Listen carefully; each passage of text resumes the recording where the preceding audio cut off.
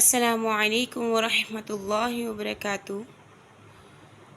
یہ تجوید کی کلاس الحمدللہ ہم لوگ تو آگے جا چکے ہیں۔ یہ جو نئے اسٹوڈنٹ ہیں ان کے لیے ہیں۔ ہم پہلے حرکات پڑھیں گے، پھر سے دہرائی کریں گے پیچھے سے۔ حرکات 3 ہیں۔ نمبر 1 پیش، زبر اور زیر۔ حرکات 3 ہیں، پیش، زبر اور زیر۔ نمبر 1 پیش جو ہے اس طریقے سے ہوتا ہے، چھوٹی سی واو۔ نمبر 1 پیش حرف کے اوپر ہوتا ہے، پیش حرف کے اوپر ہوتا ہے اور اس کی ادائیگی جو ہے دونوں ہونٹوں کو اچھی طرح گول کر کے ادا ہوتا ہے۔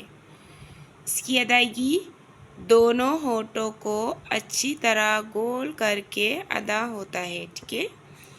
مثلاً صاد پیش سو، حا پیش حو، فا پیش فو، صحف، صحف، رسول، ٹھیک ہے۔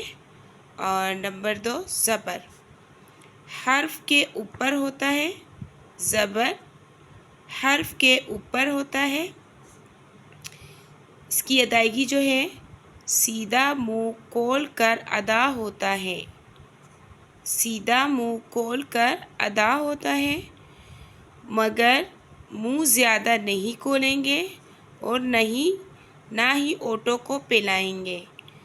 منہ زیادہ نہیں کھولیں گے اور نہ ہونٹوں کو زیادہ پھیلائیں گے، جیسے کہ صدق، صدق، صدق، خرج، ٹھیک ہے۔ نمبر 3 میں ہے زیر۔ یہ زیر ہے، حرف کے نیچے ہوتا ہے، زیر حرف کے نیچے ہوتا ہے۔ ہونٹوں کو نیچے کی طرف جھکا کر ادا کریں گے، ہونٹوں کو نیچے کی طرف جھکا کر ادا کریں گے، ہونٹوں کو پھیلا کر نہیں پڑھیں گے، ٹھیک ہے۔ زیر ادا کرتے وقت حرف کی آواز نیچے کی طرف جائے گی، ٹھیک ہے۔ بالکل ہونٹوں کو یہ نہیں کہ بالکل جھکانا پڑتے ہیں، ہمیں جیسے آواز کو نیچے جھکانا ہے، جیسے کہ مالکی، مالکی، ایبیلی، ایبیلی۔ اور ایک میں شارٹ آپ لوگوں کو بتا دیتی ہوں، جیسے کہ زبر زیر پیش یا پیش زبر زیر کو حرکات کہتے ہیں۔ حرکات کو نہ کھینچ کر پڑھتے ہیں نہ جھٹکا دے کے پڑھتے ہیں، حرکات کو نہ کھینچ کر پڑھتے ہیں نہ جھٹکا دے کے پڑھتے ہیں، حرکات کو جلدی اور نرمی سے پڑھتے ہیں، ٹھیک ہے۔ حرکات کو جلدی اور نرمی سے پڑھتے ہیں۔